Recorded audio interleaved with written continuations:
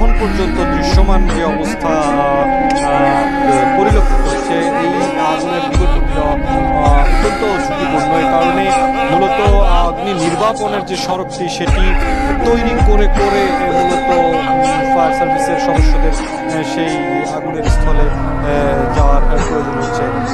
আমরা যে ক্যামেরার চোখে যেই অংশটি ঠিক নির্দিষ্টভাবে এখন আপনারা দেখতে পাচ্ছেন, এই অংশটির যে আগুন, এই আগুন কিন্তু বলা চলে যে সবশেষ প্রায় 1 ঘন্টা যাবৎ এই একই আকারে এই অংশটির আগুন কিন্তু জ্বলছে।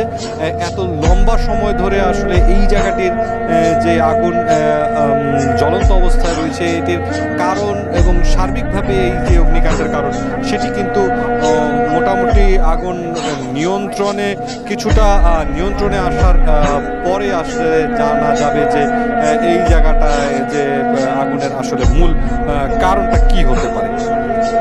তবে আমরা হতাহতের বিষয়ে কিন্তু এখন পর্যন্ত তেমন কোনো তথ্য আমাদের কাছে নেই, আমরা পাইনি।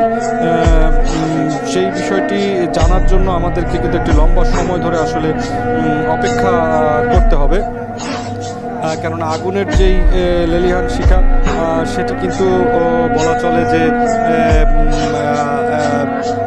থামার এখন পর্যন্ত কোনো লক্ষণ নেই।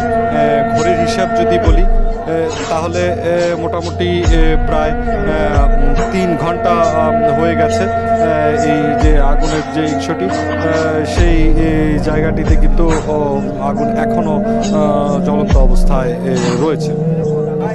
সার্বিকভাবে যদি দেখানোর চেষ্টা করছি আমরা ক্যামেরার চোখে আগুনের যে ভয়াবহ পরিস্থিতি, আগুনের যে তীব্রতা এবং কতখানি এলাকা আসলে এখন পর্যন্ত ছড়িয়ে গেছে, সেই বিষয়টি কিছুটা পোড়া ধ্বংসস্তূপ সেগুলো রয়েছে আমরা দেখতে পাচ্ছি। তবে এই বড় একটি অংশ জুড়ে যেই আগুনের ঘটনাটি ঘটছে